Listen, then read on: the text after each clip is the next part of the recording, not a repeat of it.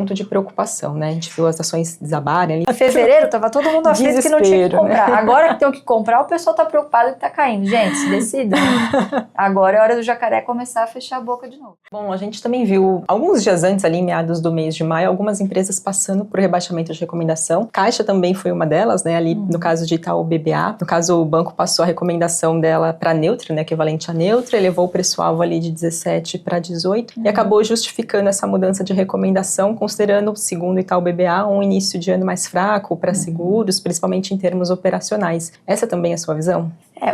Esse ano de 2026, ele tende a ser um ano extremamente desafiador. Então, o que a gente tem que colocar sempre em perspectiva é que quando as casas de análise fazem as suas recomendações, eles levam em consideração, sei lá, de um universo de 400 empresas, eles devem cobrir metade disso, são 200 empresas. Não cabe tudo, obviamente, nas carteiras recomendadas, né? Nem tudo vai ser compra. Então, permanentemente essas casas vão analisando os balanços e você precisa às vezes tirar algumas coisas que talvez já não estejam tão interessantes em termos de upside, né, para colocar outras, né? E eu acho que é um pouco do caso das empresas de seguro e também de alguns bancos. Então, de novo, né, as casas elas estão permanentemente revisitando as suas recomendações, não necessariamente a Caixa ou a BB Seguridade tenham perdido os seus fundamentos, não é em relação a isso, mas dado o cenário desafiador que a gente tem pela frente de provável queda da taxa de juros, né, e os prêmios talvez não seguindo esse crescimento como já houve no passado, então as casas obviamente vão fazendo as suas trocas de carteira, né, e sai aquilo que tem menos espaço de subir, digamos assim, né, que é uma lógica um pouco diferente do que a gente analisa aqui, né, a gente obviamente está sempre atento ao valor justo da empresa e tudo mais, mas a gente presta muita atenção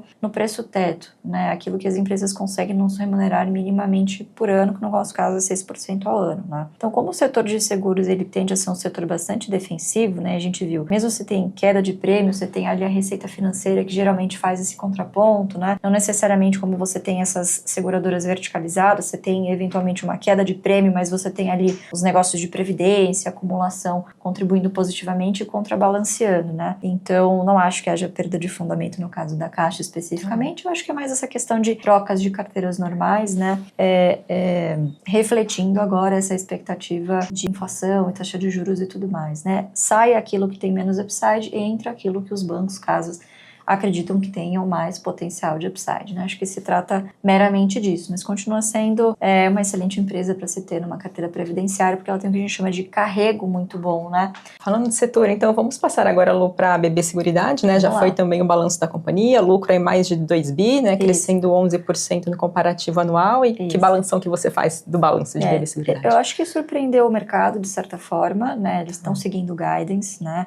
BB Seguridade tem um prognóstico talvez não tão positivo quanto a Caixa, justamente pelos segmentos em que eles têm maior força de atuação, né? Então, como eu disse, a Caixa é mais forte nos negócios em que o seu controlador é o core business, que é o habitacional, enquanto o BB Seguridade segue os negócios do BB, né, falando coloquialmente, que são os negócios agro. Então a gente viu aí quedas expressivas da emissão de prêmios rural, do agro, prestamista também, né, que foi um ponto negativo também do balanço da Caixa, justamente por esse cenário mais de retração do crédito, né, e também de retração do setor do crédito ao agro, né, então tem muita ligação com isso. Mas, como eu disse, né, as seguradoras funcionam como pêndulos, né, a gente ainda viu um crescimento de 11%, né, 10% que a gente viu ano contra ano, justamente, majoritariamente no caso da BB Seguridade, Brasilprev, né, então a área de previdências mostrou aí melhores taxas de administração, também captação positiva ano contra ano, né, apesar do desafio lá das mudanças legislativas a respeito do IOF, né, mas basicamente uma contribuição bem gorda dos resultados financeiros para todos os negócios, né, seja de acumulação, seja de seguros, né. Então, de novo, no primeiro tri do ano passado, você não refletia ainda aquela Selic tão alta quanto a gente conseguiu refletir inteiramente no primeiro tri desse ano, né? Então isso deu uma forcinha. E coincidentemente, né, o lucro da Caixa 1,1 e o lucro da BB Seguridade 2,2, né? Exatamente o dobro no trimestre, né? Então é uma empresa que tem outras proporções, né? O dobro da Caixa Seguridade, né? Mas por outro lado, seus negócios estão mais maduros, né? Enquanto a Caixa Seguridade ainda está em fase de crescimento, digamos assim, de captura dessas sinergias comerciais junto à estrutura comercial do banco, né? Então, enfim, acho que foi um resultado bom, não foi um resultado brilhante, né? A gente já vê os efeitos refletidos na retração tanto do seguro rural como agro, né, e prestamista, né, mas você tem outras linhas que acabam mais do que compensando esse efeito e deixando ali, se você olhar trimestre contra trimestre, também mais ou menos parelho, né? Você tem um balanço muito parecido com o do quarto tri do ano passado. E Lu, aproveitando que você falou do seguro agro e prestamista, também foram os motivos que fizeram o Itaú BBA mexer na recomendação de BB Seguridade, né? Sim. Passou aí a recomendação para venda e sinalizando também esses desafios operacionais, principalmente relacionados a esses dois segmentos, né? Então, esse cenário realmente é um ponto de atenção de BB Seguridade agora. Sem dúvida, né? Da mesma forma que na Caixa, de novo, o setor imobiliário tem sido uma vantagem competitiva e alavancado o balanço da companhia, isso já aconteceu também com a BB Seguridade nos últimos anos, né? De 2025 para cá, a gente vê uma reversão dessa tendência, né? Então, o agro sofrendo um pouco e isso agora sendo refletido no balanço da BB Seguridade com alguma defasagem, né? A gente já viu isso em 2025, isso começa a refletir na BB Seguridade agora mais fortemente ao longo de 2026, né? Então, enquanto essa situação do Banco do Brasil, do seu controlador, perpetuar, né? E a gente imagina que está em vias de soltar também os seus resultados, né? A gente imagina que deva ser 2026 um ano bastante desafiador. Mas mesmo assim, se a gente pegar o resultado da BBSEG, muito em linha com o guidance que ela já havia anunciado, né? Então não dá para a gente dizer que é uma grande surpresa, né, Fabi? Veio muito em linha com as quedas de prêmios que a companhia já imaginava, né? Então, tudo dentro ali das faixas do guidance que já foram anunciadas lá no iniciozinho do ano, né? E considerando que a gente está olhando agora, claro, em específico para um recorte do ano, né? Sim, o primeiro trimestre, enfim, a gente tem essas avaliações, mas o que a gente pode esperar agora do ano, pelo menos de 2026, para seguradoras, considerando pelo menos, né, BB e Caixa, que são ali mais próximas, né, como você comentou, do que elas já apresentaram. Falando de BBSEG especificamente, a gente teve um não recorrente também, que isso sempre aparece, são os descasamentos temporais, quando há descasamento do IGPM entre o IPCA, né?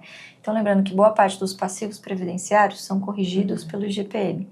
Quando você tem uma deflação do IGPM, né, você tem o ativo indo melhor, né, melhor do que o passivo, né, corrigindo melhor do que o passivo. Quando você compara o primeiro tri do ano passado, a gente tinha um IGPM maior, né, portanto isso foi contra a BB Seguridade, agora nesse trimestre deu uma invertida. Mas lembrando que esse primeiro trimestre ele ainda não reflete completamente a situação inflacionária que a gente tem de expectativas hoje, né? O trimestre acabou em março, que foi justamente no início de março, quando começou a guerra entre Estados Unidos e Irã, né, que a gente viu, agora a gente está vendo, obviamente, apesar do dólar estar caindo, a gente já viu esse efeito no IGPM um pouquinho mais agressivo agora no mês de abril, né. Então, vamos ver como isso deve impactar agora o segundo trimestre, né. Não à toa que as empresas de seguro, tirando a Caixa, enfim, mas a BBSEG tem essa política bem restrita de anunciar dividendos semestralmente. Que em 6 meses já deu para você mais ou menos ter o feeling, digamos assim, de como é que vai ser o seu ano, né? Você já tem uma previsibilidade melhor, né? Então agora, entre junho e julho, ela tá agora com essa mania de fazer um pré-anúncio, depois faz o anúncio oficial, né? E aí paga lá em meados de agosto, né? Quando solta os resultados do segundo tri. Mas enfim, olhando para o ano de 2026, deve sim ser um ano bem desafiador, mas acho que dificilmente não está refletido no que a empresa já soltou no guidance, né? E aí, de novo, os rebaixamentos. Acho que é muito em vista de... tem mais downside, talvez, para acontecer do que upside na ação, né? Mas, de novo, para quem mantiver em carteira, tem um excelente carrego, né? BB Seguridade deve pagar um yield esse ano ainda maior, ainda superior do que da Caixa de Seguridade, na casa dos 10, 11%, né? Então, de novo, para quem vem comprando e acumulando ao longo do tempo, muito provavelmente o seu preço médio não deve ser esse de tela hoje, o seu custo de você manter esse ativo em carteira é excelente, ele vai te remunerando muito bem, né? Essa taxa de 11% pode ser muito maior em relação ao seu custo de aquisição, né?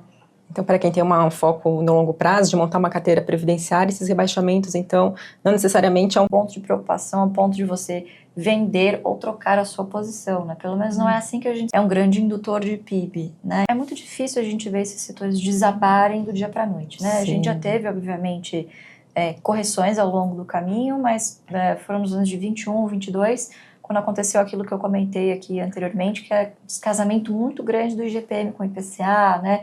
A gente tinha taxas de juros a um dígito baixo, né? Então, hoje a gente tem outro cenário. Com taxa de juros elevada, você tem ali meio que uma muleta, digamos assim, né? Que serve de apoio, que é o resultado financeiro, que serve para contrabalancear quando a emissão de prêmios, que é o resultado operacional, não vai lá muito bem, né? Então, tanto o BB Seguridade como o Caixa Seguridade têm essas muletas para se ampararem enquanto a taxa de juros estiver em alta, né? Mas, de novo, esses rebaixamentos a gente está sempre prestando atenção, é muito bom ler os relatórios disponíveis, né, dos colegas e tudo mais, mas eu não acho que seja se comporta, né?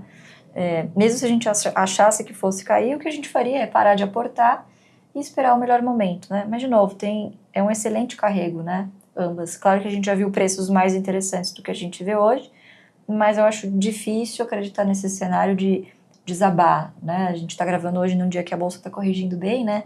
Perdeu aí os 180 mil pontos, está oscilando entre 179 e 180 mil pontos. Então, bancos corrigiram muito mais nesse ano, né? Praticamente grandes bancos já devolveram toda a alta do ano, né? Praticamente todos zerados aí. Então, é um cenário que o jacaré gosta, né? Tava todo mundo aflito, Fabi.